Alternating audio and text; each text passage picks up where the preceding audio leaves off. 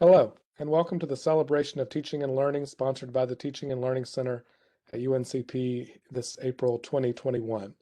Today I'm joined by Dr. Nicole Stargell, PhD, LCMHCA, NCC, BC-TMH, an associate professor in the Department of Counseling. She serves as the field placement coordinator for the Clinical Mental Health Counseling Program and as the Department of Counseling Testing Coordinator. Dr. Stargill, thanks for joining us today. Thanks for having me. Who's the best teacher you've ever had and why?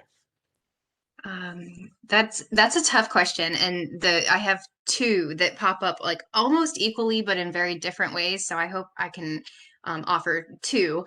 My first is my eighth grade English teacher, Mrs. Wilson, and I. There was something about Mrs. Wilson. She was young. She was a female role model. She was assertive in class, but kind and warm, and I just really kind of learned this balance between, kind of being running a classroom and having a very good process around that, and not being afraid to enforce rules consistently, but then also showing your humanity, just being personal. And she used to let us come into her classroom right when the end of the day bell rang, but before we had to go to sports practices like volleyball or whatnot. And it was some of the greatest fun that I had in junior high, or maybe even high school as well. Just that time when, she taught me all about English and writing, and that's a very important skill that I use today. But also she taught me a lot about life. We would have conversation about boys and, sports and college. And so she was just so impactful at that age. And then, kind of fast forwarding to my master's program, Dr. Victoria Kress is currently my ongoing mentor, and somebody who she kind of spotted my desire to be a leader in the field. I was active in our chapter of CSI, which is our Counseling Academic Honor Society. I was serving as the president, and she approached me and wondered if I wanted to work for her as a GA. And it was really the stepping stone that really, launched my career. Essentially, she taught me the ropes of everything on how to write a research article, how to run a clinic, because she is the director of the clinic at Youngstown State in Ohio, and how to present nationally, and just really how to serve on service committees and positions. And she just encouraged me. And for a long time, I would tell her that I owe my entire career to her, as I just kind of said. But she always would respond with, I was happy to mentor you, but you did the work. And that makes more sense to me every single day, because I love when I meet a student who's willing to take what I'm able to offer and make it their own, make it something new, and really take it and run with it. And that's what I did. I was so hungry to become a professor. It's just once I figured out that I was going to be a counselor, and that became an option for me by watching Dr. Kress do it, I just was able to consume everything that she offered to me and then just put it out times 10. So I do, on one hand, say that I owe my career to her. I will always say that, but on the other hand, I see more and more every day that it's my work, it's my grind and motivation that has really gotten me to where I'm here today. However, never could have done it without her. What does it take to be a good professor in higher education in 2021, do you think? Oh. Um, the very first thing that comes to mind is that you have to see this as a position of privilege. So we know that it's a position of power, but I think that the thing that I always remind myself is that I'm so incredibly fortunate to have the ability to touch lives in this way as an educator, especially in the field of counseling. If I teach a 20-person master's class, 20 people then take that to their 40 or 50-person caseload, and that work just kind of amplifies. And so that's one thing, is that I always remind myself that yes, it is my job, and sometimes it's stressful and difficult, but also I've been entrusted with these lives, and to pass on the very best standard of care for my students. So I think that's the first thing, is to view this as an incredible privilege.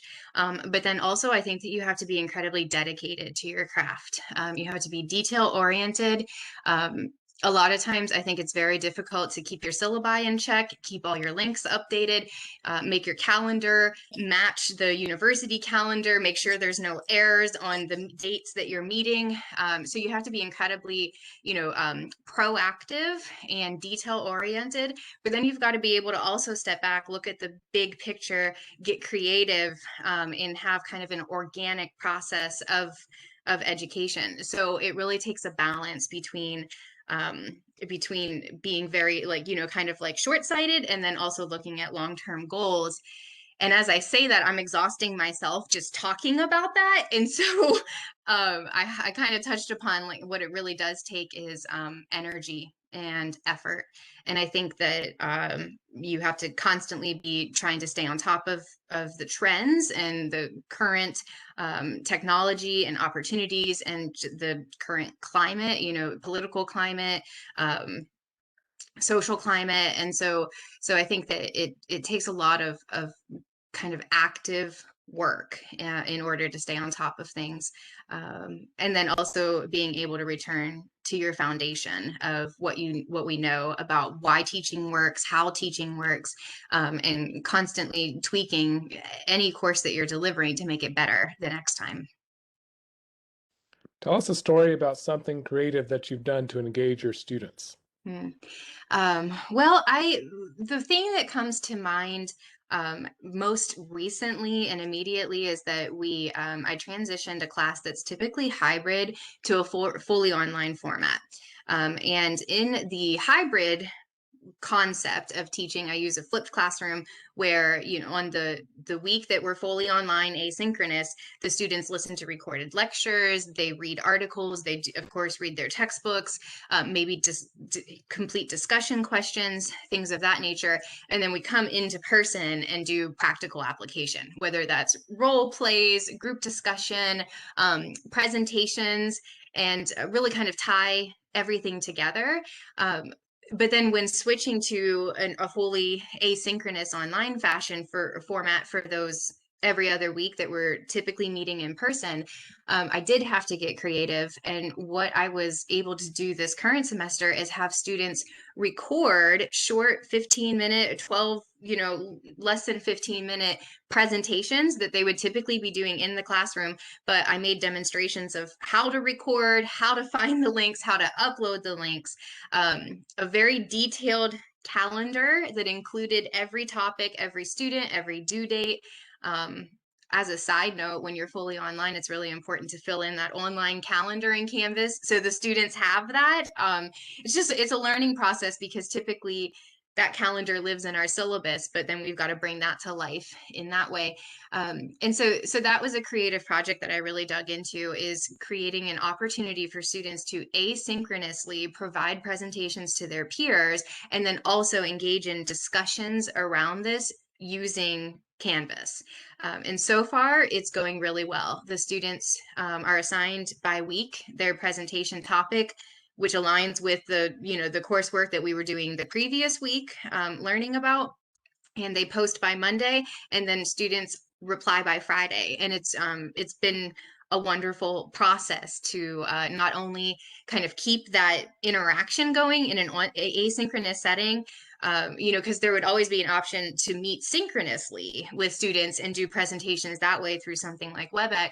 But that really limits some of our students' flexibility, as you can probably start to imagine. And so it's just, to me, it seemed to be a really effective way to kind of keep that heart of interaction, but also the flexibility of asynchronous learning. And I think that the students really are learning a lot from each other, which was the goal, because they can listen to me, but it means so much more when it's coming from peers who are experiencing some things that are similar to their own.